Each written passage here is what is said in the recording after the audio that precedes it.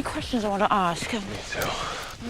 These zoos you speak of, what are they? This word is not familiar. Zoos where you find our last few apes. What happened to them? Gone. After we'd cut down their forest, the ones that survived are locked up in cages for amusement, or they used for scientific experiments. That's horrible. They would do worse to our own kind. I don't understand. You seem to possess such intelligence. Yeah, we're pretty smart. The smarter we get, the more dangerous our world becomes. I knew it. You're sensitive. It's an uncommon quality in a male. Why don't your apes object to the way you treat them? Our apes can't talk. Maybe they choose not to, given the way you treat them. Apes in cages, right.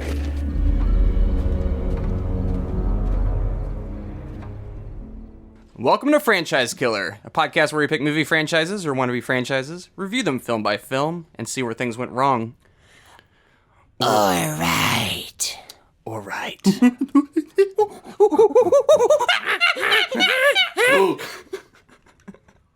I pride myself in my monkey noise. We're pretty cool, aren't we? I like how we were talking about having a monkey off, and instead of having it come up natural, we all just decided to just go for it. Yep. Well, that's what monkeys do. Like when they get riled up, they can't contain themselves. Monkey see, monkey do. Exactly. I'm gonna fling my poop at you. you always do that. That's a natural nothing new. thing. I have an idea. That's That's what happened. perfect for our Patreon. That's what happened on the It Chapter 2 episode. If you donate to our Patreon, I will fling my poop at Reese's face on camera. Exactly.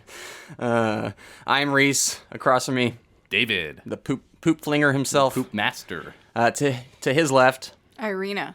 to my right, General Thade. also Not angry enough. General Thade. also known as, Noah. and throwing himself out a window instead of directing Planet of the Apes 2, we have. AJ. Never defenestrated before. I thought that was Tim Burton. Well, they both have equally passionate thoughts about directing a sequel to this. That's fair. Or is he Tim Burton? We've never actually revealed his name. No one knows so. who AJ is. Yeah. He could be Tim Burton. If this was Tim Burton, Although the vocal register is a little lower than what I've seen from interviews. You can have audio changers. True. The movie we're talking about, of course, is Planet of the Apes, the 2001 remake. No, wait. Reimagining of the original. That's what Tim Burton wanted to make sure was very clear. It's not a sequel. It's not a remake. It's my own thing. Exactly. It just happens to be very, very similar to the original. Yeah, what's funny about him saying that this is a reimagining is that something he's saying to say that this is a Tim Burton film. And to me, this movie feels the least like a Tim Burton film out of all of his filmography. Yeah. There's a couple of little signatures here and there where I'm like, okay, that's like kind of Tim Burton-y. But it doesn't have all the colors. It doesn't have all the weird eccentric. It's got some eccentric characters for sure, but it's not in the way that you think of with a Tim Burton movie. Little did you know that Johnny Depp is actually in a monkey costume for most of this movie. We Oh, just is he? don't know. Yeah. He is always got heavy amounts of makeup, but I can always tell when it's Johnny Depp. Even with monkey makeup on. Yeah. The movie is directed by Tim Burton, who's directed Pee-wee's Big Adventure, Beetlejuice, Batman, Batman Returns, Edward Scissorhands, Ed Wood, Sleepy Hollow, Big Fish, Charlie and the Chocolate Factory, the remake, Corpse Bride, Sweeney Todd, Alice in Wonderland, and Frankenweenie. I left out a couple of Charlie movies and the there. Chocolate Factory wasn't a reimagining, it was a remake. I don't know. I actually haven't seen the special features. He was probably like, it's not a remake. It is 100% a remake. It's a reimagining. Although, you can make more of an argument for that being a reimagining than this one. Yeah. Actually, I don't know. We'll hash it out. The movie stars Mark Wahlberg, Tim Roth, Helena Bonham Carter, Michael Clark Duncan, rest in peace, Chris Christopherson, Estella Warren, and Paul Giamatti. With a screenplay by William Broyles Jr., Lawrence Connor, and Mark Rosenthal. It's based on Planet of the Apes by Pierre Bouillet, and it's also a reimagining of the original The Planet of the Apes from 1968. quick background about this movie. This project was kind of put in the works. It took like 10 to 12 years to actually come to life. It was batted back and forth between different scriptwriters and directors. At one point, James Cameron was signed on to direct this. At another point, Chris Columbus, who directed the Harry Potter movies. And Peter Jackson, our guy Peter Jackson, was also slated to do this. He does some other monkey movie. Yeah, he does. We're not talking about that on this miniseries. No way. But I was kind of surprised by that because I did not know that going into this miniseries that all these directors were involved in this, and this project just took forever to get off the ground. At one point, Arnold Schwarzenegger was going to be the lead. Can you imagine that? This was going to be, mind you, this was going to be like an early to mid 90s movie. So when Arnold Schwarzenegger was kind of in his prime before he started his movies started taking a turn for the worst. But that would be tonally something completely different, you know? The monkeys are coming after me. Now, where's my ship? I would love to see that. Let's cast David in the next one. Let's do it. Now the monkeys are in cages. They be asking me for a treat. What? That's what Mark Wahlberg says at one point. He's like, the monkeys should be in cages asking me for a treat. Yeah. That's but true. Eventually Tim Burton got signed on to do it, which kind of came out of nowhere. And he made it his own. He reimagined it, and it finally came out in 2001. And here we are. Anyway, for those new to this show, on this podcast, we first go over our thoughts on the film before revisiting it for the episode. Then we dive into the story, break it down bit by bit, and talk about the more significant moments. Then towards the end of the show, we give our brief reviews and numbered scores, along with an analysis on the health of the franchise and whether or not this film hurt it. So you guys, I feel like this might be one of the films that not any of us have seen. But the one person I know for sure, or I don't know, is you, AJ. Have you seen 2001 Planet of the Apes? Is that what we watched? Oh, no. Because I was thinking some other quotes. I know those very quotable, what's his name? Samuel L. Jackson. I'm tired of these motherfucking snakes on this motherfucking plane. Oh, no, snakes on a plane? Wait, how? What's the connection there? Plane, and you got an animal in the title. Plane, snakes. That is a stretch, but okay. It's not as bad as his Norbit one. That's true. Anyway, all right, well, AJ watched some snakes on a plane. We watched Planet of the Apes. What'd you think? Well, I had not seen this movie, although I kind of lumped Planet of the Apes into all one giant franchise, so I guess anything that I thought was Planet of the Apes, I thought was just basically a sequel or continuation of the old franchise. This was originally envisioned as a sequel, but then it just that kind of died. We got some production. I didn't have much interest in it. I guess for some reason it stuck out in my mind as all too kind of cheesy. Samey, and cheesy. Irina. I have a vague memory of watching this movie as a kid. Mm-hmm. I think it might have been just one of those laundry days where my mom put on this movie. One of the old laundry movies. Yeah, and I don't, she'll do that sometimes just to go through some good fiction. But I remember feeling very uncomfortable about it. Yeah. To tag team off of that, I don't know if I saw parts of this with our with mom, but I do definitely remember little bits and pieces. And I think when we would go to our aunt and uncles, they are big Tim Burton fans. I remember seeing a dusty DVD copy that just was of Planet of the Apes, this 2001 movie. And I'm thinking maybe at one point I saw some of it there. But other than that, I have no recollection of most of this. There's a couple of bits and pieces from the movie where I'm like, oh yeah, I've definitely seen that. But I don't, that could be just what I saw from the trailer way back when. From what I know about you, I'm actually surprised that your family didn't make it a big thing for your birthday or something. I wasn't such a monkey person. I was not always a monkey person. That's a more recent development. I used Apes, to get love... it right. Yeah. Apes, sorry.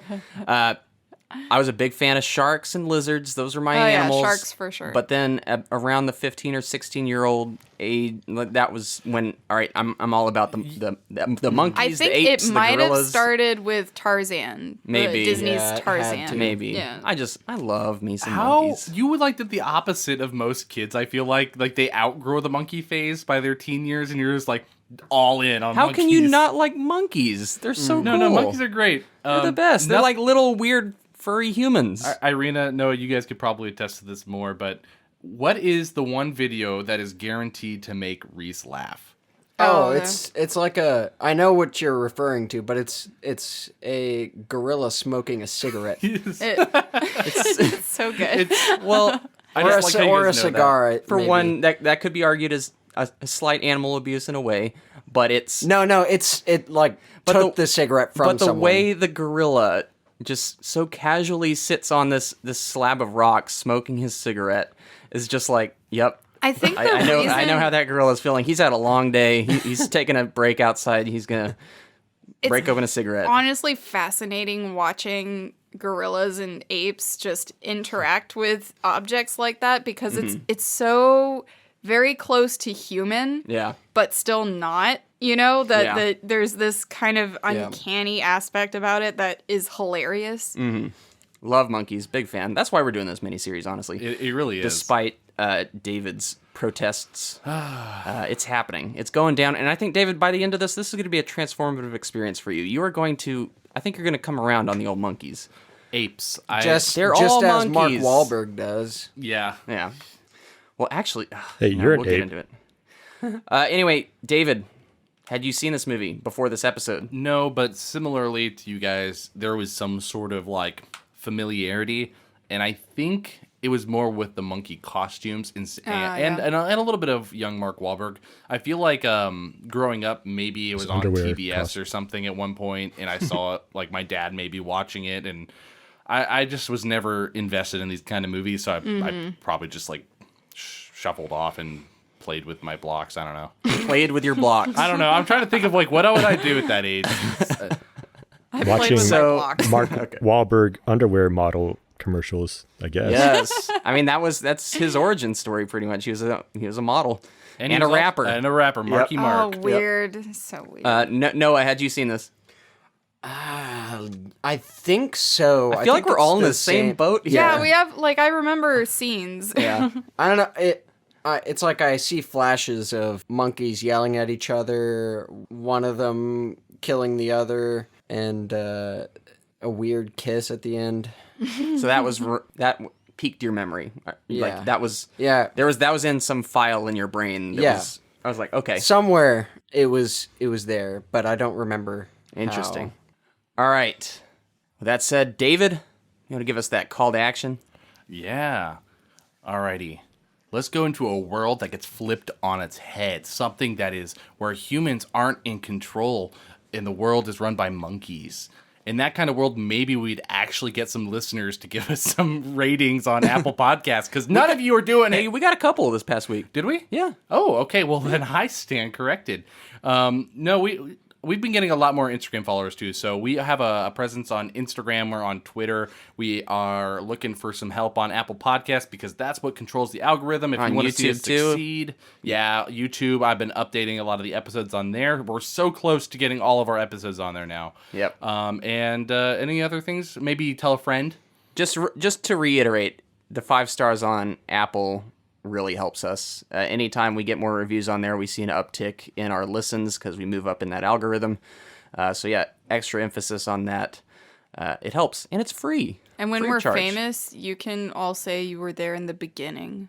Yeah, you will be part of the foundation. Thank you. All right, Noah, take it away with that story.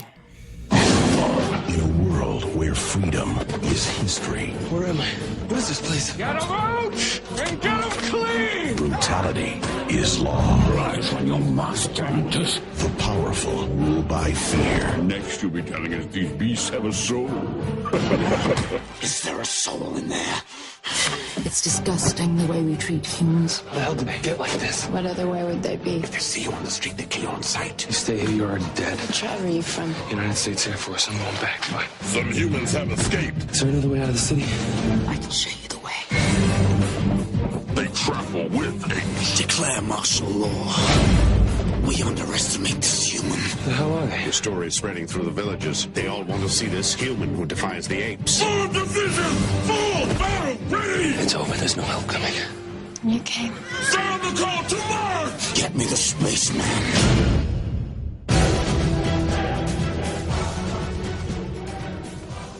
In the year of 2029, aboard the space station called the Oberon, Leo and his space primate buddy Pericles must probe an incoming space storm in order to save the space station.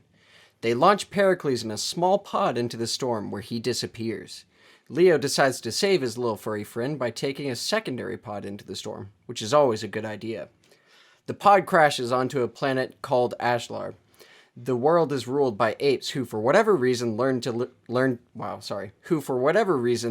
speak English, use horses, and have human slaves. Leo is enslaved and soon runs into Ari, a female chimp and protester of the terrible treatment of humans. A spark is lit in Leo's heart, and his bestial nature comes to life. Ari takes them in as slaves and treats them quite well, especially Leo. Leo escapes and frees some fellow prisoners. Meanwhile, General Thade and his ape warriors catch wind of this and pursue the escapees. At this point, Leo comes across Kalima, a holy ape temple dedicated to Seamus, Kalima, the first ape.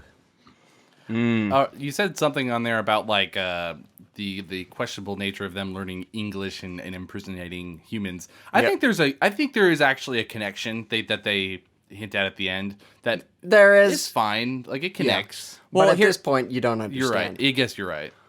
Yeah. So let's get right into the weirdness of this wormhole and how all this is. For one, shout out to my boy Pericles.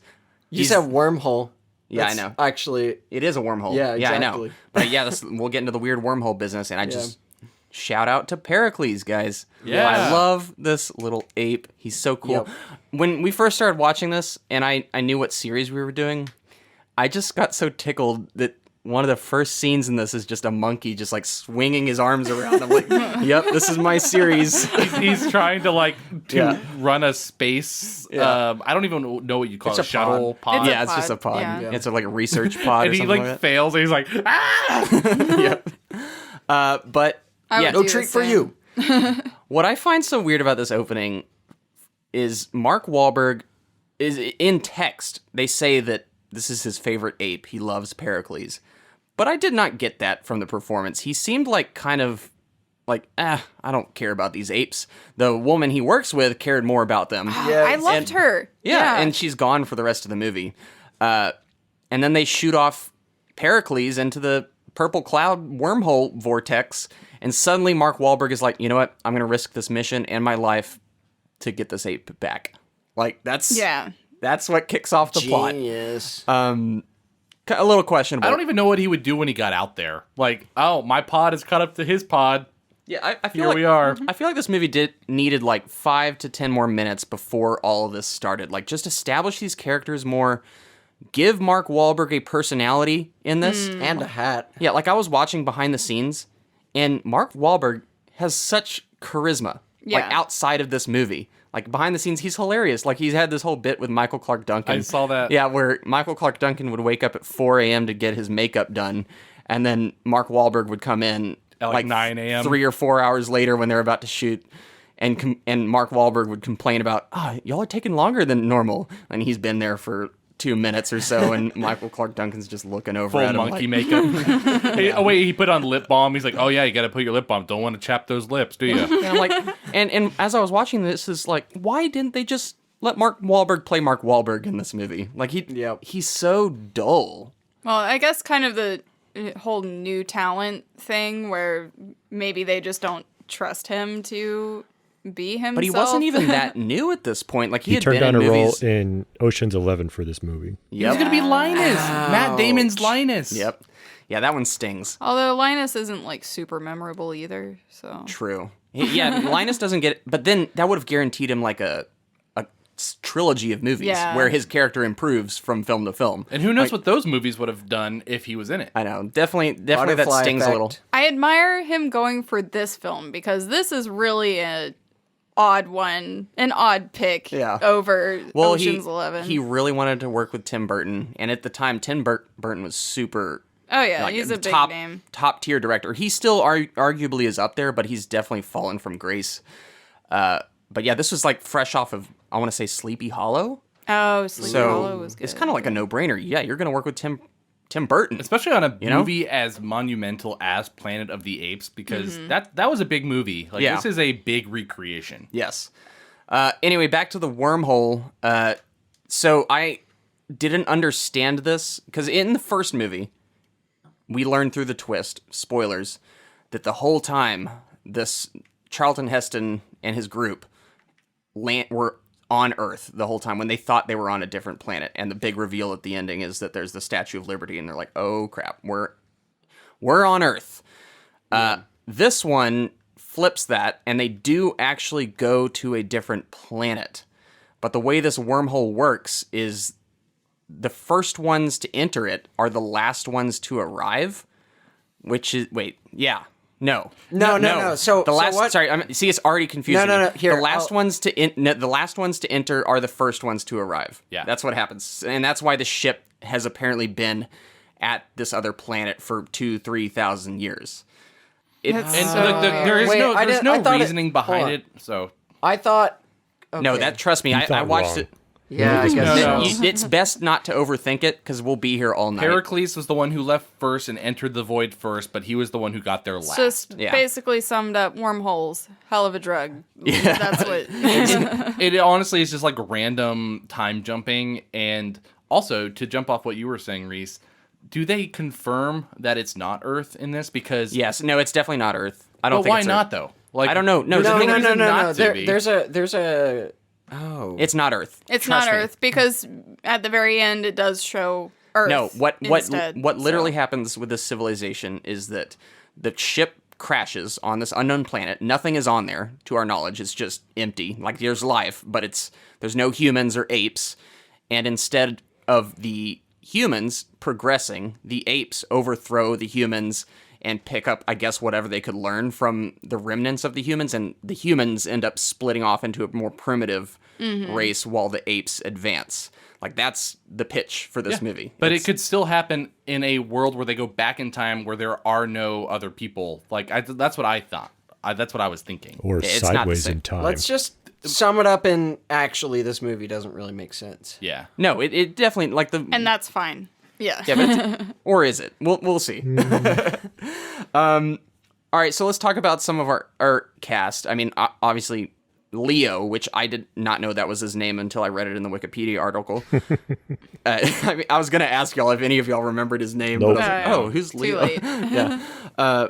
But yeah, Leo lands on the planet, I'll just call it the Planet of the Apes, and he's almost immediately captured along with some other humans. Chris Christopherson is in this for 2 seconds, barely says anything, and then is offed. But we've got Helena Bonham Carter as Ari, and we've got Michael Clark Duncan as Colonel Attar. We got Paul Giamatti as Limbo, and Tim Roth as General Thade. General Thade. That's a good name. Thade. What are y'all's thoughts? Any standouts? Any?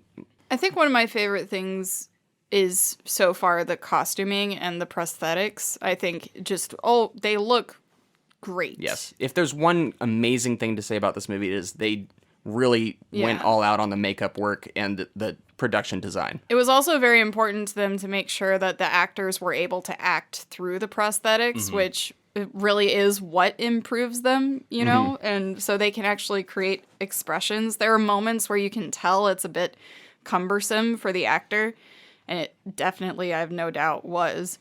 But for some reason, the only ones that really bother me are the females. Yes. Because the females, they almost tried to make them too human. Yeah, too And feminine looking. The males are clearly not human. They're humanoid. I don't think this is ever confirmed in the behind the scenes, but I think that was probably Tim Burton's idea, because he really wants Leo and Ari to get together, and it would be weird if they looked any more apish than they already do. That would be a good point. It's also and where honestly, he met Helena Bonham Carter, so maybe that was his thing. It makes you wonder how Mark felt whenever he like had to kiss the ape. it wasn't an intense kiss. It wasn't. Another thing about the prosthetics with the female apes is that originally they weren't going to have eyebrows, and some of you That's who the may thing that or bothered me. there are some people who eyebrows. may The or may not hairstyles. have seen this and may be wondering, why do they have eyebrows? Yeah.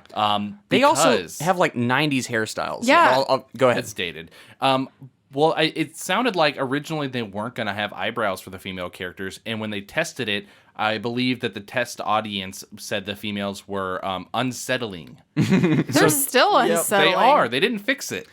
I think maybe it's controversial. I think they could be worse. I actually think Helena Bonham Carter's the most successful of all the females we see in the movie.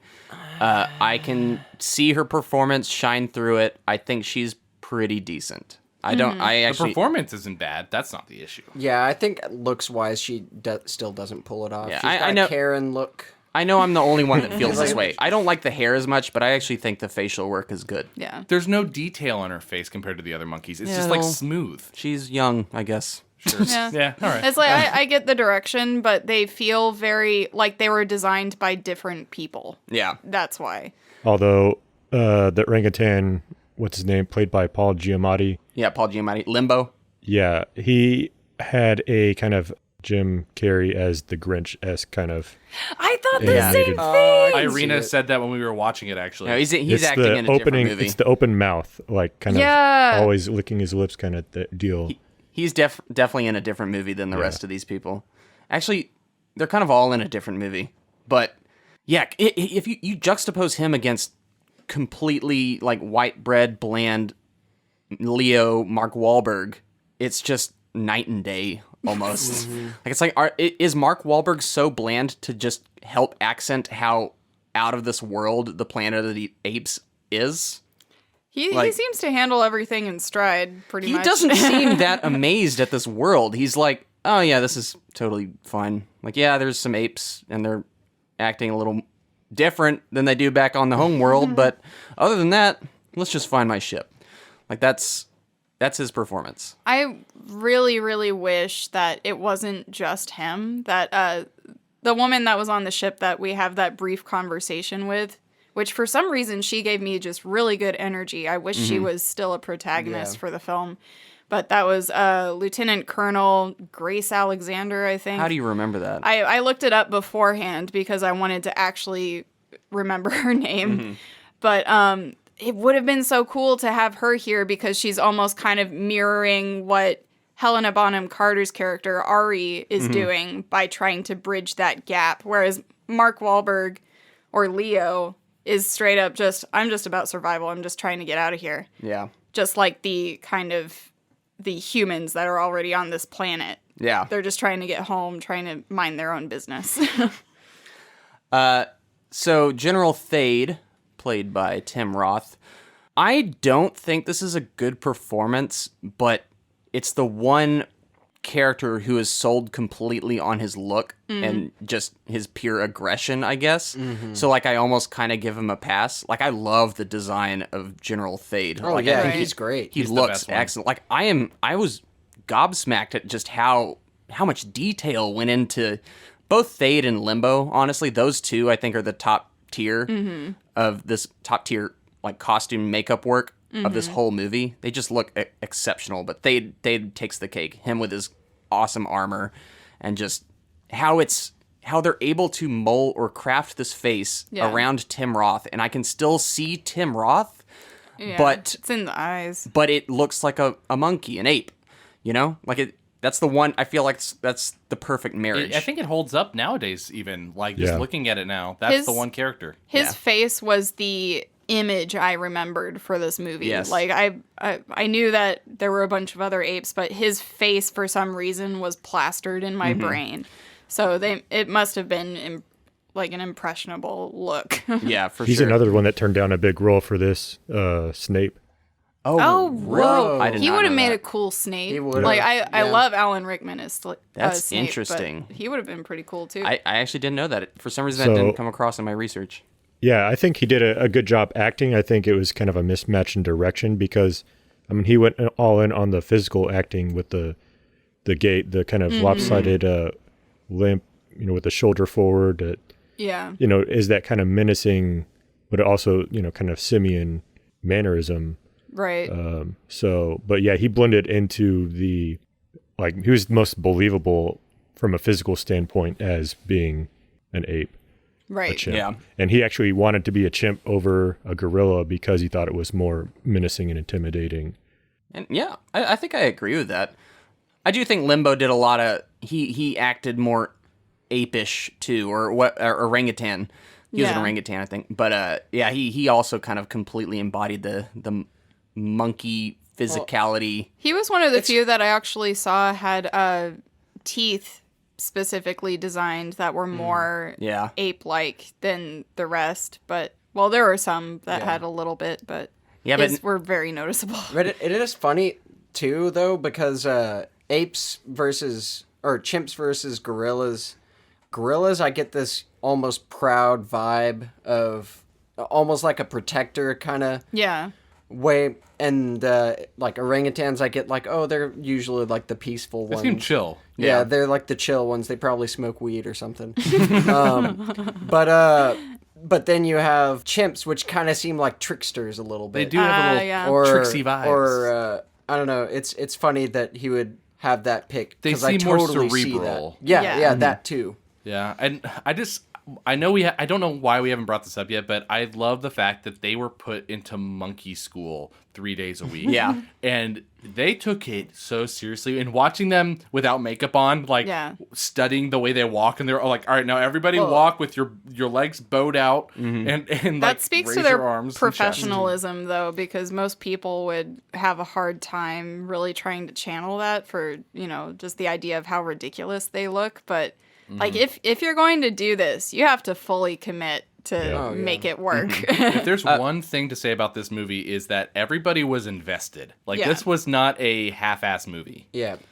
I would say maybe the director was a little half-assed about it, but I would say cast and crew, they want to make a good movie. They did. Yeah. And you can who see knows? it. Maybe Tim Burton did too, but I think he just failed in some other ways. yeah, from the Blu-ray commentary that I was listening to, it didn't sound like he was like super enthused. But maybe that's because he saw the final product and Then was why like, did he do it at all? Like, Yeah, he I don't had know. to have some sort of Money. connection. Money. Yeah, I do want to call out the makeup guy though. It's all the makeup and the prosthetics and the costuming.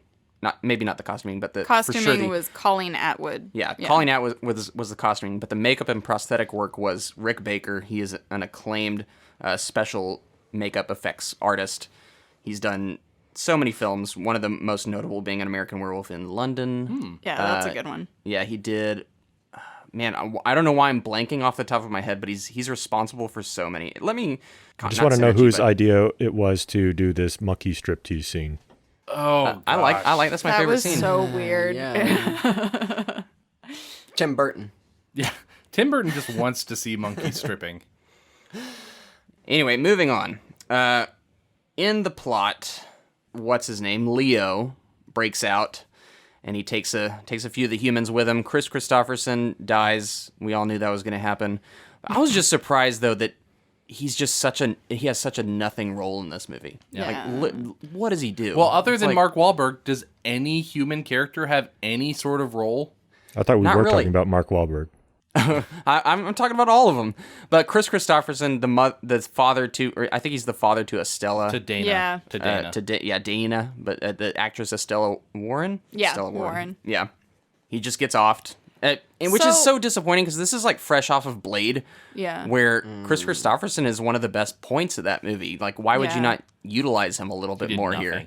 But okay, Like whatever. maybe for some reason he couldn't, But there's something really weird about this whole setup that you're supposed to feel for these humans that are subjugated, but also find yourself in the apes that have taken over. Like there's this kind of low-hanging fruit message about this movie that's just so apparent that it's really hard to engage in. There's a few actually that are like very pretty obvious what this, like the messages this movie's trying to say. And there's nothing really wrong with the messages. It's just sometimes when it's so heavy-handed, you kind of like roll your eyes. Are you talking about that just animal abuse or? Yeah, it's like animal abuse and, like, humans are like evil at heart, really, or kind of a thing. Technology's bad, all of that stuff. There's also a slavery angle as well. But the problem is that you have this character, Dana, and her father,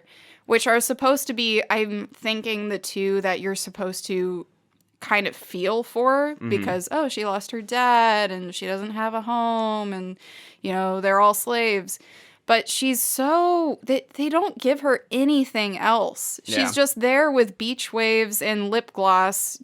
She looks pretty. Yeah. She's very pretty. But honestly, not much different than the original film where there was just this pretty native girl there as well to hang out with Charlton Heston. Huh? At least she talks in this one. I think the first one, she didn't have any words talk at all. Yeah. Improvements. But I think there's that's what's missing. Like with all these heavy-handed messages, you're not really showing me anything to make me feel for these characters. They're just kind of there. Yeah, it's just like, okay, we have this message, we're gonna say it in a monotoned voice. Like instead of like making you feel anything for like, oh yeah, this movie is really trying to say something and make a change. No, it's just like, oh, we kind of have to have some sort of message. I guess we'll just insert here, copy paste. That's what I got from that. Yeah. Pretty lazy writing, poor exposition of these messages throughout the film. And I feel no emotions towards any of the humans. Like none of the humans. I think looking at this movie, my assumption was going to be that it just looked bad. Yeah. It doesn't look bad. In fact, I think this movie looks great. And it's just a lot of the writing doesn't really fill these costumes with much else, Yeah. And another thing, on the ape side as well, Thade just hates humans. That's like his character. Like, I just hate humans. He's an angry guy. Like, I want to know, and they kind of do reveal a little bit more in the end, but it's too little too late for me. All he is a snarling ape who is mad at humans. Yeah. Did y'all get anything more? He's like your main villain in this, and he's just not complex at all. Here's a point where I'm just trying to like kind of pick apart this plot, and maybe you guys can explain it to me. But the scene where he kills the two gorillas or soldiers that were informing him about this, I guess this crash landing. Yeah. He kills them because I'm assuming he doesn't want them telling anyone else what happened. He wants to be the only one. And I could get that perspective, but I don't really understand how that helped at all with furthering the plot of this movie. Nothing. I think it helps. Okay. I think it only helps because of the very last scene. And I'll just spoil it because we're going to get there anyway. But we literally go to the Washington Monument. Right. Back at Earth, I think. Yeah. Or the Lincoln Memorial specifically. It's all in the same. Yeah, the Lincoln bit. Memorial. And it is literally like Thade's face on Lincoln's body. And that just shows you that Thade is all about himself. He wants to be immortalized. He wants to be the sole person responsible for this movement, for this, for his crusade. So that's the only reasoning I could see behind that. It's thin. Yeah. It's thin. Well, I thought he was trying to hide evidence of he was. where this guy came from. It's a disconnect because they didn't set it up well. Right. And this is where kind of seeing the original helps a little bit, even though they're not really connected. Yeah. But they talk about Ari's father, I forget his name. He's like a senator, prominent senator. Right. So there is this kind of, I don't know, democratic, but, some kind of civilized government. It's not just this martial law right. with the army ruling everything. And that's what Thade turns it into. But he's at this point just a general. And so those guerrillas with him are kind of representatives of the Senate, not the army, I believe. Right. But you don't get that unless you're like rewatching it or paying attention super heavy. Yeah, I didn't know that. Yeah, and yeah, so I guess I completely misread that scene. But this movie is just it's not trying to keep your attention. I don't feel like it's very.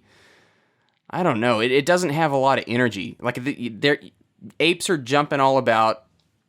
There is movement on the screen, but it's hard to keep your eyes on this film. Like I feel like I've watched it twice, and towards this middle portion, and then especially towards the end, I was checking my phone a lot. I was kind of tuning out. It's just very hard to care about any of in particular, the politics of this movie, whatever is going on with all that. But moving on. As I already said, Leo gets out with a few humans. He also takes Ari along with him. Thade hates Ari because she likes people. But he also loves her because he wants to be in control of everything. He doesn't even love her. I love how he's like, I love you, and then she's like, well, it's not gonna work, or I love humans, and then he kind of screams and jumps out the window. That's like a Reese moment. I think what I read from that is that, like, yeah, maybe he's attracted, but it's more like a seeking power sort of a thing, trying to connect himself to the Senate in some way, like, I guess. Yep. And ownership, possession. Yeah, possession. He's all about possession. Yeah. So they go on kind of this little journey after Mark Wahlberg and all of his boys, Leo and Ari, and Limbo as well. How did they get Limbo? I forget. Man, this is so like, okay. No, Limbo. There's a child he had captured, or like slave. That's like a right. slave Yeah, trader. that's right. And they took Limbo along so he wouldn't report back. So they kind of had to cuffed him. He just blasts off this flare gun and just. I know it looked waste like all your potential upper hand, I guess. Yep. Stuff happens. They find Kalima. Is that fair? Yeah, that's fair. Yep.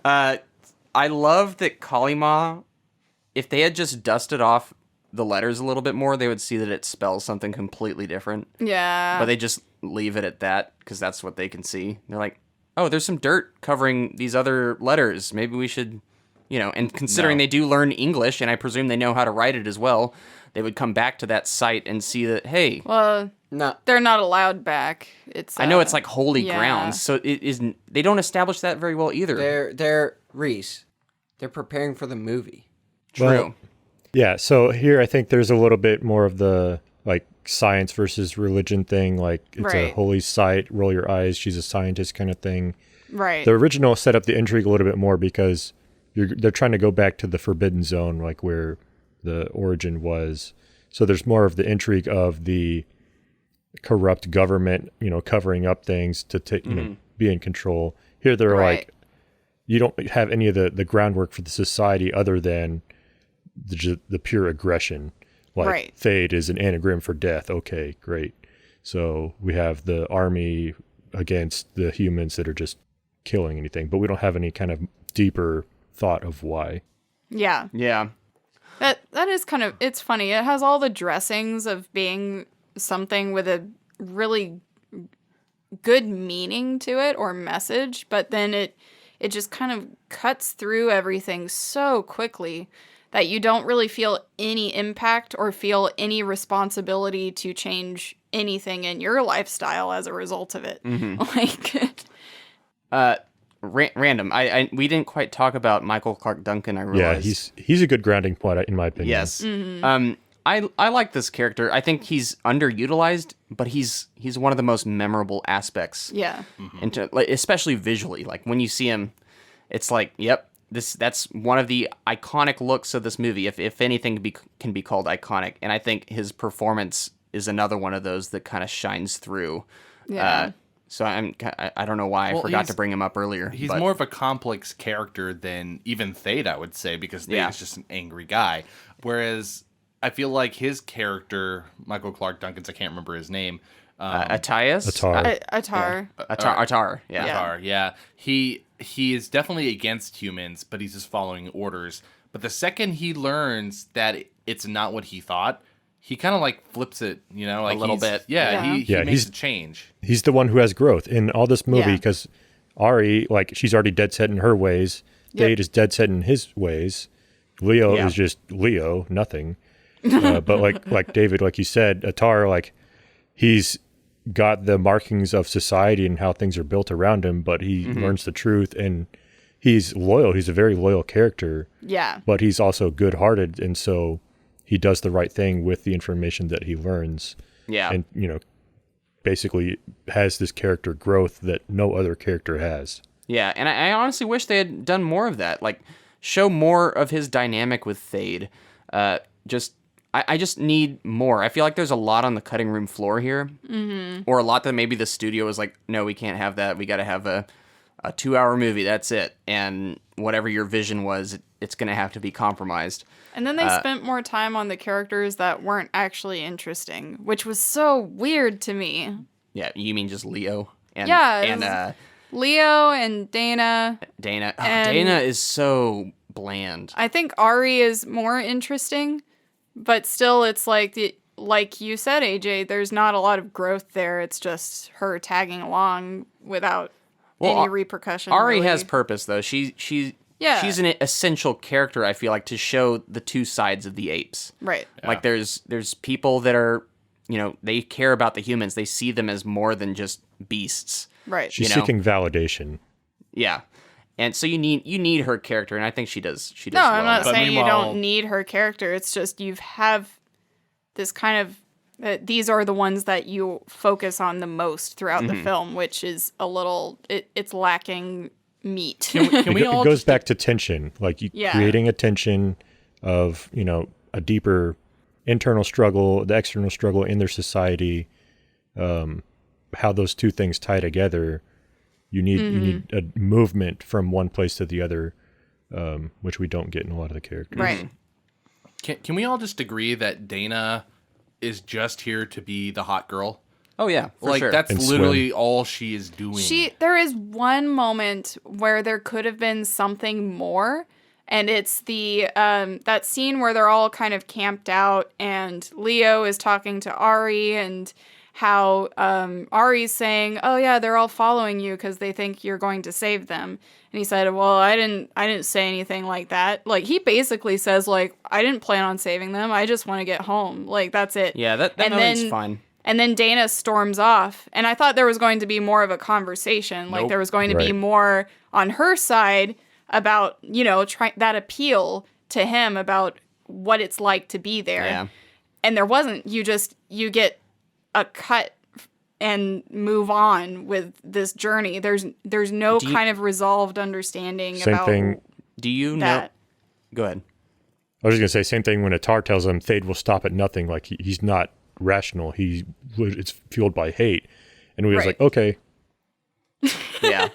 Do you know how poorly conceived these human characters are? So bad. Until you started talking about that one glimmer of some life in this character, I forgot that she had speaking lines in this movie. Yeah. Like, I was like, for a second, I was like, do the humans that aren't Mark Wahlberg speak in this movie? I feel bad for I was like, I Estella couldn't Warren, remember. honestly. For a second, I was like, those are like pretty much silent roles, That right? bald guy They might does. as well be, you know? Like, Yeah. maybe it would have been better. Yeah. I don't know. But yeah, again, we come back to the Kalima. He finds the old Oberon and realizes just kind of what's happening with this confusing wormhole stuff. Well, that's where we're ending. That's where I'm just closing it off there. So that's when Leo has the revelation of what's actually going on and where he is. And so there.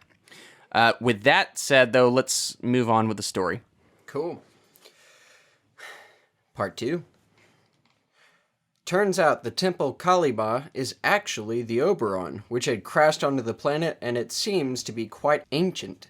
The Oberon's log reveals the apes staged a mutiny, led by Seamus after it crashed, and the apes and humans are all descendants of those from the Oberon. Finally, the apes led by General Thade arrive and attack the humans. Guns blaze and a chimp appears to whom all the apes bow to. It's Seamus, the first ape. Oh, but wait. No, it's not. Yeah. That's Pericles. Pericles runs into the Oberon where Leo and General Thade follow. A scuffle ensues and General Thade ends up getting locked in the closet. Leo, after all of the commotion, decides to leave for Earth, but not before smooching an ape and a blonde girl. Yep. As the curtains close, we see Leo back on Earth looking at a monument of General Thade. Police officers, reporters, and firefighters descend upon him, and they are, all of them, apes. So I think this was the original, like, hashtag Team Jacob, hashtag Team Edward. A little bit. Are you hashtag Team Ari? Are you hashtag Team, what's her name, Blonde? So funny. Maybe Team Jacob if he stayed in wolf form. I'm Team, this is batshit crazy. It's I don't know. I don't even know how to describe it. Like, he literally wordlessly trots up to each of them. Yeah. Kisses and them, and then walks away. Yeah. Goes to the next one. Who's Okay, next? it's just obligatory. Kiss the girl. Well, if I'm trying to glean anything from this at all, I would say his kiss to Ari is a thanks but no thanks. You know, whereas the one between him and Dana is more the implied, like, this will be the canon romance if they were to stay together. No, here's the thing. I think the director wants it to be the other way. Yeah. I think this is where I think there was studio interference, and the studio was like, nah, that's too weird. Dude, Tim Burton really wanted that human He's got monkey. he's got to end on this, like, Blondie. Yeah, because if you look at the reception of both kisses, the first one is Ari, and it's like a little peck. He's like, okay, all right, see ya. And then with the other one, he's like, oh dang!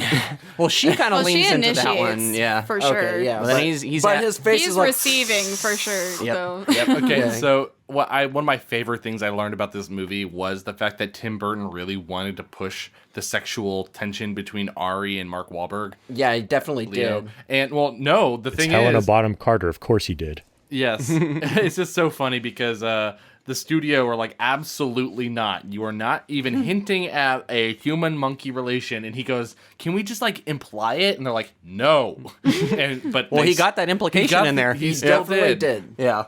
Yeah, there's that scene where he's behind bars, like holding her, and she looks back. And it's like, oh. There's a part where she gets really close to his face too. Is that a banana in your pocket? No, he's just happy to see her. But so I know we kind of jumped ahead. So reel it back a little bit. Let's talk about how poorly this final battle is set up. The battle itself is okay. Like, I think it's a lot of cool, practical, actually there fighters jumping around at each other and throwing each other about. It looks all right. Definitely jumping. Yes. The wire work is a little extreme. It is a little extreme. But what this is missing from its fellow 2001 epic, Lord of the Rings, is that there is no tension or build up. And you mentioned this earlier, AJ, tension. This movie lacks it. There's no build up to this, like, oh, this is the end of it, guys. This is going to be an impossible force that we're about to face. No, it's just kind of like, hey, I got this one backup plan. I can do the thruster thing and disperse them. But like, where is the 10-minute buildup of like, oh no, this is going to be an impossible battle. Yeah. Like there's monkeys none lining of that. up, you see the scale. They're just suddenly dropped there. Like, it's like airdropped monkeys into this area. No inspiring speech? No, nothing. Nothing at all. Does he try to do a speech? I feel They like don't he even has feel like a pursued. speech. All the humans just line up and surround and stare at him, and he's like, I don't want any part of this, and they just keep staring at him. What are we going to do, boss?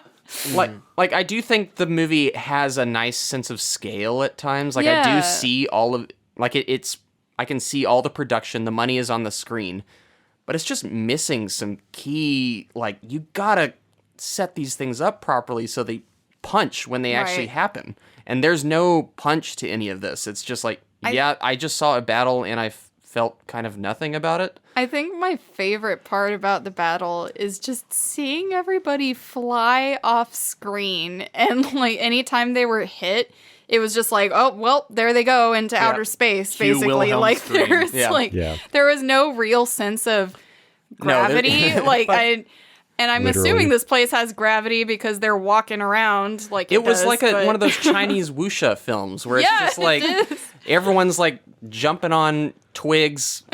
In the close quarters combat, like I know they're trying to be like apes with the pounding, like how they would fight each other, but it just it doesn't land.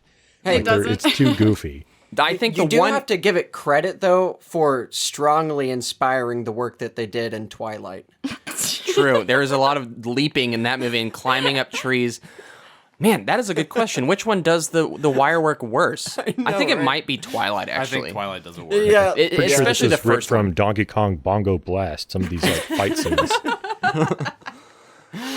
The wire work in the first Twilight is so awful. Like, there's some scenes where it literally just like you see the pendulum swing of the wire work. Well, it's like it's like he goes up, goes down, then goes up again in the same like jump. No, it's like they went down and up, like just they're on a swing. In this one, you at least see an arch to it. Like they go up and they come down. Yes, the gravity is extreme, but They it's got like some John Carter intro kind of leaps. Oh yeah, there. Although they can ride horses, I'm curious how hard it was to ride horses in those costumes. I will say, every time Thade jumps on a horse, I was like, that was cool. Yeah. I did think that was cool too. He like leaps off a tree and onto his horse, from the ground to the tree to the horse, and I was like, okay, yeah, that's how I want to jump on a horse. That's cool. So the explosion, they use this as their like trump card. All these humans didn't want to fight back until they randomly have this one guy show up and talk. Yeah. Oh no, the thing is, that's the problem with this. They were literally doomed. And I didn't know that until this army showed up, and it's like, oh, but they don't act like they're in a life or death situation. I mean, did y'all get any of that? It was just like, oh, we have this one plan, and maybe we'll be all right. Like that takes care of the first line of the first wave. Yeah. And then there's a million more monkeys behind them, apes. Sorry. I do like this one scene though where they do show how strong the apes are. And it's there's one guy who tries to actually get into fisticuffs with an ape, and the ape just breaks him. Yeah. Like I need more of that. Like, show that these things are actually outmatched, seriously imposing. Because they're that strong. Yeah. Let's also talk about this. I kind of am mixed as to the order of these scenes, but Charlton Heston has a cameo in this movie. Mm-hmm. And it is in the scene where he is talking to Thade and reveals that there were guns, and that what you know is not what you think, or what you think is our history is not. There's another wrinkle to it that I'm now revealing. The humans had guns, and we haven't been able to figure that out yet. Like technology and and not just that. Their bloodline was from actual humans, where humans were controlling apes technically, or caging apes, and now it's reversed. Yeah, why did they not hammer home more of this? Because I find this stuff to be more interesting. Mm-hmm. Like, I think the scene where Thade picks up the gun, and like at first he picks it up like an ape, but then he adjusts to holding it more like a human does. Yeah, I thought that was a cool scene. That was where it's. I liked that. Like, where was more of that? That's when we got more of that depth to Thade. Yeah. Where that was an actually really well calculated, thoughtful scene and an examination of violence and the differences between cultures and how we all kind of inevitably, war for some reason over. And I will say that that is one benefit of it being on another planet as opposed to being on Earth. There being that aspect of them being almost in a medieval age, sort of, where they've developed a lot further than you'd expect apes to do, but still not as fast as humans did. But they don't have technology yet. Yeah. However, you could still have clans feuding on this whole thing, like different clans of apes, if you wanted to. I think there's so much that you could explore in that direction. Mm-hmm. I agree. They didn't really realize that potential with this. They decided to go more, humans or the good guys situation. It was obviously something that they wanted to explore more, given the ending of this movie. Like, the ending is terrible, but it's also like trying to examine more of that. Like, oh, now the apes have guns, and what kind of does that? And apparently that means their world is exactly mirrors ours, like down to they drive cop cars with flashing lights. Yeah, but whatever. They do allude to that classism though, because they say we're not monkeys. Monkeys are, just one step above humans. So, like you said, there could be that clan feudalism kind of thing that they really don't. Yeah, there is like there's an Asian flavor to this, like samurai culture almost weirdly with these apes, where you've got your samurais and you've got your everyday people, and they live by two different, I don't know, philosophies, I guess. But I really wanted to see a war between the apes, like one side being on horses and riding in with their maybe swords or spears, and then the other side, defending. And I thought that would be really cool. Yeah, I agree. Unfortunately, it doesn't really happen. There's a war, but it's kind of sad. Yeah. Do y'all want to talk about the final scene in this movie? No. Come on, Him David. shooting the gun repeatedly and ricocheting everywhere. Pericles arriving. Oh, and yeah. bow. Poor Pericles. Yeah, we should talk about Pericles. Yeah. I want to say the scene when he comes in is... It's like, yay, Pericles. I was like, mixed feelings. Like, I liked it, but I was also like, okay, wow, that's convenient. Yep. Like, that's the definition of Deus Ex Machina right there. Yeah, it is. But that scene later on when Pericles, you think he's injured, and he goes up to his... He's in the ship, he goes up to his little... where they kept him, and just lies down kind of in defeat or in fear. Yeah. And I was like, I want to reach into this movie and hug that little ape. That was the most feeling I got from this movie. It was from a chimpanzee. Well, also, it's the fact that he crawled into his same little, little space that they would put him in, because that's where his home was. His safe and his space. safe space. Oh, Just gives him that thumbs up and immediately gets attacked. I was so glad he survived to make it through. I would be so mad if he died. I did find it kind of funny that Mark Wahlberg's whole mission, or Leo's whole mission, was to rescue Pericles, and he leaves without Pericles. I know, right? Take good care of him. That said, he's like a god there, so I guess that makes sense to leave Pericles. Is it probably better than taking him back to the human world, where they would still send him out into black holes? Yeah. Well, the issue I have is the ending. If Thade gets out and I guess does this thing dude, that means Pericles is like as good as dead. Yeah, dude, there is a good movie here if you had just established Leo and Pericles' relationship as like these two love each other, like they have this bond, and for some reason the corporation running the Oberon is like, no, you got to send him out. He's one of the research apes, and you see an actual performance from Mark Wahlberg just being like heartbroken about this, and at the last minute being like, no, I've got to get him. Like, and then at the end, when you see Pericles being embraced by this group of apes, you realize Mark Wahlberg has to be like, okay, I love him, but I gotta let him go. I gotta let him go. Like, and the whole message of the movie is like, I was gonna go get this thing, but he ends up in a better place. Like, that's more of an emotional arc. I feel like that maybe it was trying to do, but it all got cut out, or it just didn't shine through at all. But get out of here, you stupid dumb animal. Yeah, but you could have played on that a little harder. I feel like, and they just don't.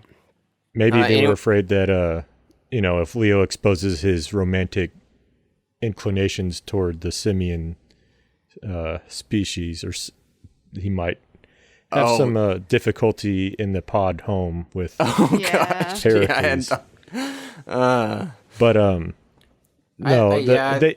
want to go back to what Noah said, because I really wish they went more on that factional, like they could have the military faction, the religious faction, the scientific faction, all vying for the dominance in the society, and all those factors just kind of were there for no reason. Yeah, it would have been a much better movie. All right, let's talk about the final scene. This was the big twist that was kept under wraps for this movie. No one knew how it was going to end, but they knew it wouldn't quite end like the original did. Again, to restate it, the original ends with Charlton Heston discovering that he is, in fact, on Earth, only it's thousands of years later, and apes rule the world, versus what he originally thought, which he thought he was on another planet. That's a better ending. Yeah. This one, Mark Wahlberg makes it back to Earth. In 3 seconds. And another 1,000, 2,000 something years has passed, and apes are now basically humans. They look like apes, but they're totally dressed up like humans, walk around like humans, hold guns like humans, and there you go. And cut to credits. This does not make sense. Nope, it doesn't. It does not make sense with the established time theory that. Well, no. Here it is. It does in a way. How?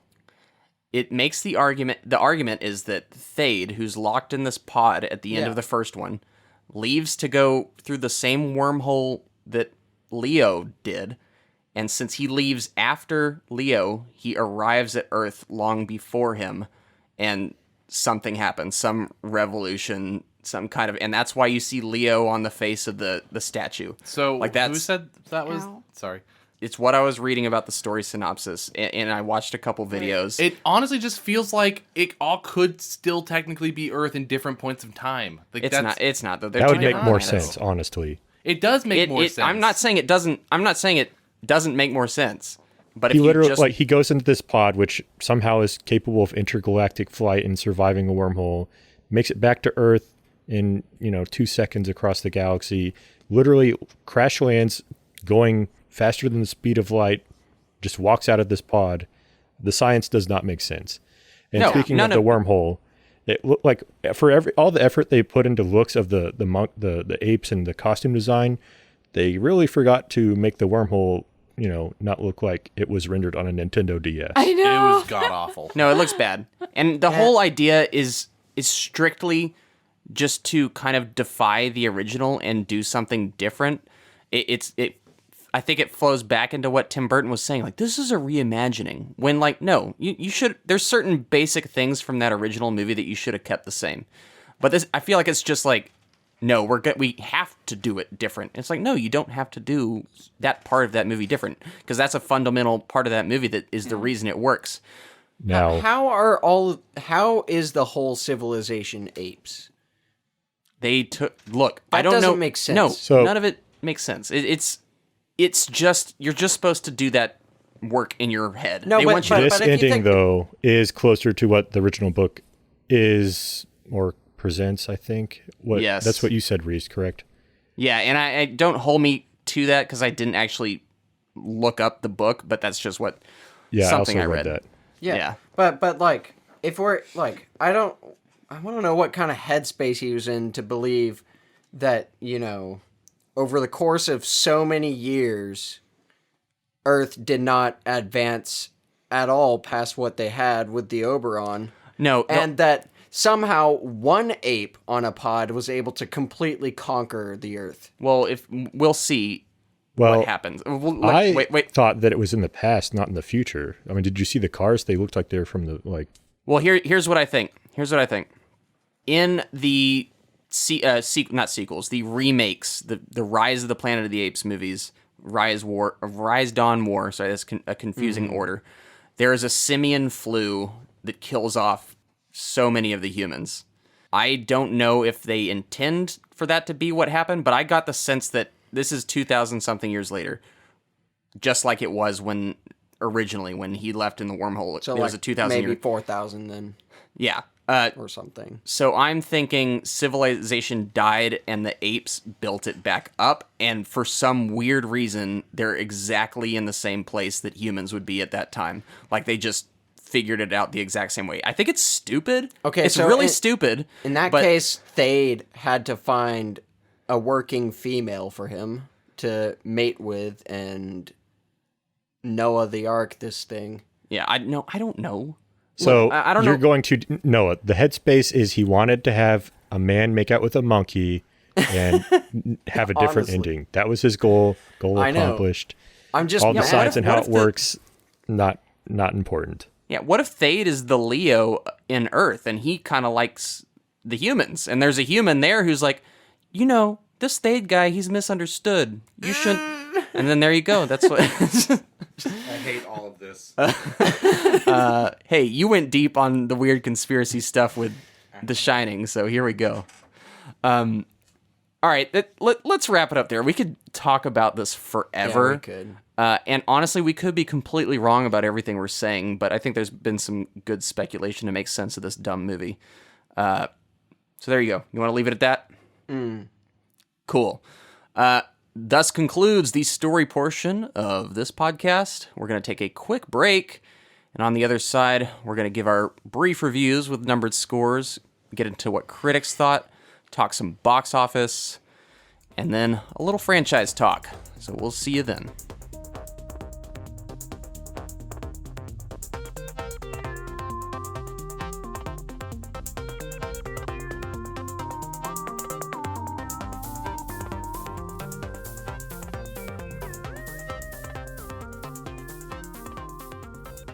Welcome back. Let's review Planet of the Apes 2001. David, you got our scores in that bowl there. You want to pull them at random? Sure do, boss. All right, that was something. That was something. First up is David, and I gave this a 5. All right. Wow. A little higher than I thought you'd give it. Yeah, that's because I'm going to give it a 4.5. And that's because rewatching it on screen just makes me realize. So, the reason. All right. Not the discussion that we had? No, mainly just seeing it. What? And that's because why? Look, let me get into why I was originally going to give it a 5. Yeah, why is this 2.5 points lower than The Mummy, Tomb of the Dragon Emperor, a movie you gave a 7 out of 10 Because that is an actual substantially better movie. Oh, gosh. Now, we were going to get into this movie. You're disgusting. I'll take it. Because you're not wrong. Well, think about it this way, Reese. Apes, Sasquatch. We're not going to keep this bit. Yeti. We did the bit. It's over. Ape. No football. Yeah, Yeti, that is it. The apes were not playing football. The apes were not playing football. That's true. I think I understand. wait. The 2.5 But they were playing difference. basketball. That is true. Did basketball doesn't Maybe do it you for need you? And maybe you need Reese to add some edit points. here. Nope, we're good. We're keep going. Great. All Great. right.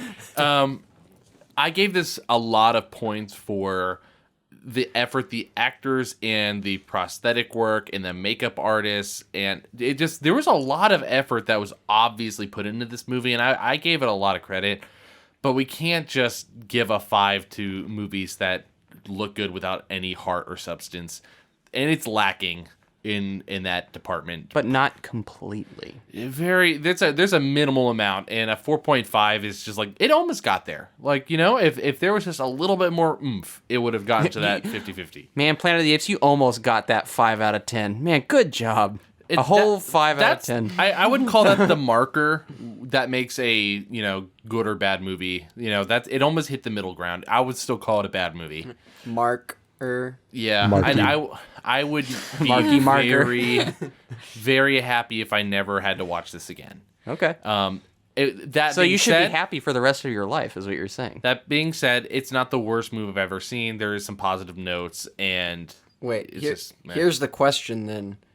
David, are you 100% happy right now? No.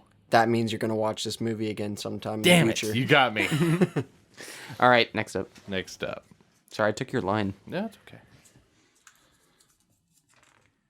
AJ with a 3. Dang. Yeah, this movie's bad. Positive points. What David said. Costume design and the effort that some of these actors put into it, notably Tim Roth and Michael Clark Duncan. I guess Helena Bonham Carter did okay. But yeah, Mark Wahlberg might as well have not been in this movie. His character, the screenwriting is abysmal. Mm-hmm. Dialogue is not there or bad. And then the director doesn't seem like he wants to be doing this from what the product I received on screen. So yeah, I mean, they had money to make it look good, but all the kind of style and whatever was just style on the surface for no show, especially for what, this franchise is coming from. The original, there's quite a bit of content that they could have pulled from, and I guess they wanted to just be different. And the original movie is kind of nerdy, geeky, whatever, and has some on the nose messages as well, but at least it's something. A lot more substantial than this was. No, the first one's a classic, and probably Yeah. for good reason. Yeah, so this has all the looks and nothing really else going for it. We didn't really talk about music, and I don't remember it.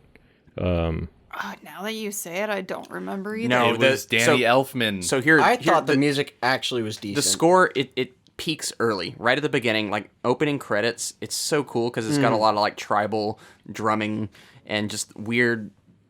I don't know. It's a weird but striking sound, but it doesn't carry through the movie at all. Like they don't emphasize it in the right way. Yeah, that's for sure. But yeah, sorry, continue. Oddly enough, the real most interesting points for this movie were the actual animals on screen, like the horses and the two chimps that played Pericles. Yes, thank you. I keep wanting to say Perseus for some reason. Different miniseries. Yeah, I mean, the sense of scale of it just feels completely lost by all of the silliness of it and just the lack of depth, nothing to bite into. So yeah, I'm fine with leaving this at a 3. Yeah. All right. Next up, Noah with a Primal 5.0. I changed that to an Ukin 5.0. Oh, an Ukin. Yeah, you can change it. And actually maybe a 4. Oh, come on. Are we all going to keep doing this? Look, Yeah, man, I gotta be honest. It's a bad movie. It's a bad movie. But y'all's gut was like a little higher. I tried to give it more credit in areas that shouldn't actually be dictating the strength of the movie. Yeah, so So are you officially whenever are you officially dropping it? Let me put the a point and a half all the way down to 4. Yes, all the way down to 4. That's a shame. Yeah, I'm sorry. It's kind of, whenever you're watching the movie, for me in the moment, it was like, oh, this is fun. That's like weird, but I'm enjoying my time.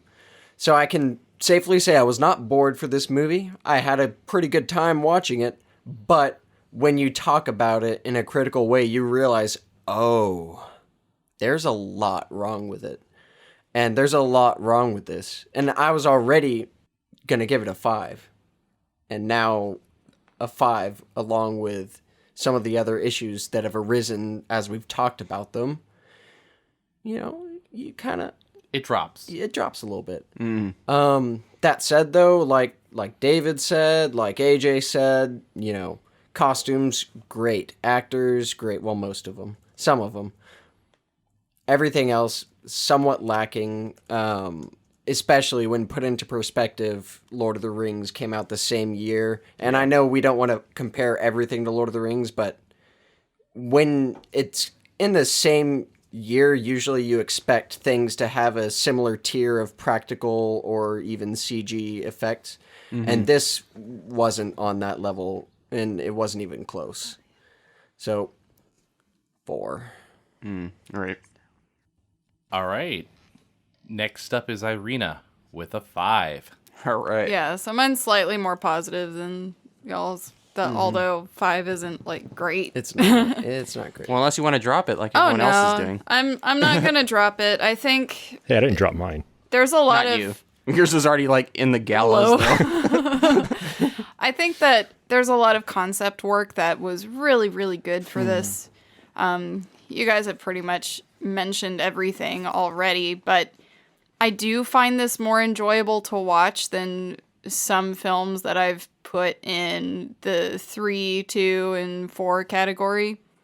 Like, I'll still watch it just for fun and maybe to laugh a little bit, but it's at least unique in certain ways. And I usually save my 5s for movies that are very middle of the road for me, where it's just yeah, I can watch it, but it's not like, it's not fantastic. There's not a lot to learn or a lot of a rewatchability factor to it, to coin David's phrase. But yeah, I'll stick with a 5 because I think I want to send it a little more love. Yeah. All right. A little more love with a 5. Last but not least, we have Reese with a 5.5. Yeah, so I'm not too insane here. Like, we're probably expecting. No, like, it's about the same as Nah. It Chapter 2. Yes, and I feel very good about that. That's actually kind of stupid. But, Noah's gonna hate you. But these movies are they're bad for completely different reasons. Like, and bad's a strong word. I think mediocre. Yeah. This one is not enough, whereas It Chapter 2 is way too much. It Chapter 2 needed editing. This needed more put in that had to have been left on the cutting room floor. I think this movie gets halfway there in a lot of respects. Like, it's trying to have these messages about various different things, but it only kind of, again, just gets halfway there. It's like, yeah, we threw this out there, but we didn't. Yeah, but we didn't, kind of complete the arc of this message or this character. It's just kind of placed on screen, and it's hoping that you kind of do the rest of the work, which is obviously not enough. I think the main character, Mark Wahlberg, Leo, is super boring. I don't like him at all. He's so forgettable, but he's surrounded by a very colorful cast. I think some of the best makeup work of this era I've seen. Honestly, if you go makeup work 1-for-1 against Lord of the Rings, this one in that year, from everything that I've seen, I think it is a close second place. Like, a lot of the apes here are done almost as well as the orcs in Lord of the Rings. I'm not afraid to say that. I just think they look exquisite. So from just the lavish production design and the costuming and the makeup goes a long way to where like, even if I might not enjoy the substance of a scene, I'm still like, from an aesthetic standpoint, I'm along with it. I'm like, oh, that's kind of neat looking, even though my eyes are glazing over a bit at just trying to care about anything Leo is doing or saying. Right. I also think it's, despite not having an interesting plot, I think it still is constantly moving. So unlike you, AJ, I was not bored by this movie. I found it like mildly diverting until the end, where I really was nodding off because I thought the battle just wasn't set up to capitalize on any emotions. It just wasn't satisfying to watch. But yeah, I think this movie just has just enough to get by. I'm not gonna watch it again, but I didn't regret my time watching it. I thought it's okay. It's definitely like a misfire, but I think there's merit to it, and there's a lot worse movies out there. It not even close for me. Like when I think of like bottom of the barrel movies, Birdemic. Well, yeah, that one's obviously terrible, but that for all the best reasons. This at least like has an aesthetic. It has like, when I think of Planet of the Apes 2001, an image comes to mind. It's not like a previous movie we talked about, let's say Columbiana, where it's just devoid of literally everything. Like, it's just a complete nothing burger of a movie. I'm pretty sure like I rated Columbiana a 3, and this gets a 4. I'm not saying, I'm not denigrating your scores. That's not what I'm saying. I'm just validating my 5.5. Right. Sure. I think it's total middle of the road. Could have been so much better, especially with the IP that they're working with. It's Planet of the Apes. You got to do better than this. So it's held to a higher standard based off that alone. But I still got to give it some points for the things it does get right. So there you go. All right. AJ, you want to crunch those numbers? I think what it does right is almost an anchor for the rest of it, what it does wrong, because if it's just kind of neutral across the board, it's neutral. But since they had this potential, they obviously put so much effort into some things and then just completely misproportionate. Yeah. Now, I don't know. I can agree with that. Yeah, it's disappointing. It's not consistent. Yeah. So you just are more aware of the inconsistencies. See, people are coming around to the betrayal negative points that I introduced in Pirates. Yeah. All right. So our title average for our group is a 4.4. Not bad. And that puts it pretty bad. In a tie with Soldier. Good company. That makes sense. And yeah, that's What's not... above and below it? I'm just curious. No, you're good. Sorry, I had the lost episodes in this list as well. Oh. Interestingly, speaking of which, we have The Mummy, Tomb of the Dragon Emperor at a 4.5. Boo. It should be below it, but should be higher. Anyway, so official canon, Blade Trinity at a 5 even. And below it, we have Pirates of the Caribbean, Dead Men Tell No Tales at a 4 even. God, what a terrible movie. I'll go out and say it. I think I already forgot it. What was it? What was the? Oh yeah, Blade Trinity. See, that shows you how bad it is. That should be below this.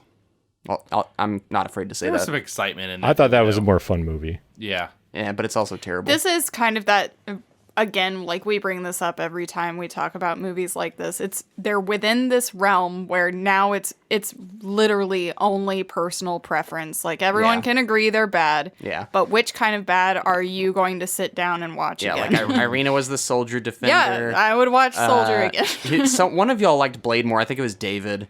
The original Blade, at least. No, Blade Trinity. I think you were the one out of us that might have given that one a little higher. Maybe. And I gave this one a little higher. So, yeah, you're right. Personal preference, I guess. The middle of the road movies are hard.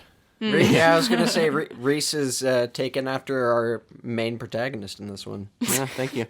All right. Critics. On Rotten Tomatoes, this movie has, some synergy here. 44%. Oh, whoa. Yep, with an audience score of 27%. Dang, so we exactly matched that. Yeah. Wow. On Metacritic, although Rotten Tomatoes is a percentage versus an actual, a number. Right. But that means 44% recommended the movie. Cool. And 4.4 of us recommend it too. No, that... No. Yeah, that makes sense. All right, who of us here only is a... Never mind. On Metacritic, this movie has a 50 out of 100 with an audience score of 4.8 out of 10. And on IMDb, the movie has a 5.7. So mixed to negative overall for Planet of the Apes 2001. Not the best reviews. Obviously not what the studios were hoping for. But let's move on to box office. This movie released on July 27th, 2001. Also playing in theaters at the time were Jurassic Park 3, America's Sweethearts, and Legally Blonde. Wait, what month? July. Okay. You did not work in the theater in 2001. I was thinking more of when Lord of the Rings came out. Yeah, Lord of the Rings was similar timing. December or something. Same year. Budgeted at $100 million. What did this movie make worldwide in 2001? I'm not doing inflation, so just go actual. No, it's fine. I'm just gonna go ahead and state we already know that Lord of the Rings had a budget of $90 million. This had $10 million more than Lord of the Rings. That's ridiculous. 93 million. And that's just because they divided it 3 ways, so we don't actually know the specific budgets. Yeah, Hollywood accounting is Hollywood accounting. That difference is not significant, I would say. Negligible. And honestly, no, that's more of a testament to Lord of the Rings being like the anomaly that it is. And this... It looks like $100 million movie. It just does. But Lord of the Rings was so far and away better than everything that, I'm not knocking Planet of the Apes for that. So, all right, guesses. Let's go with you, David. All right, since I was the first to say, I'm going to go ahead and say, I'm going to stick with $100 million on the dot. You think it just barely, I'm worldwide, say just it made barely its hit money back. I think Tim Burton may carry a lot of weight with it, but I don't think it carried that much. All right, Noah. I'm going to guess 70. Wow. I thought I was aiming low. A massive bomb. I think it's a big old bomb. Irina? 80 million. 80 million. You boxed yourself in. AJ? 150. I'm going to go higher. AJ's our winner. I haven't won in so long. I was betting on the bomb. The movie made 362. Wow, I was going to say 200 and I drew myself in. Yeah, Dang. Worldwide. It was a big hit. This movie made a lot of money. And this was actually one of the few instances where I've seen a studio show some restraint. Where they were like, this movie made money, but I don't think we should make a sequel for this thing. It was like, just Cut our losses.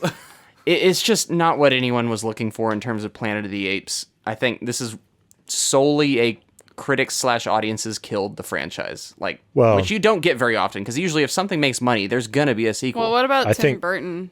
Well, the important part of that, like you said, is all the directors, the progress of how long they were trying to make this movie, how many directors they cycled through to get here.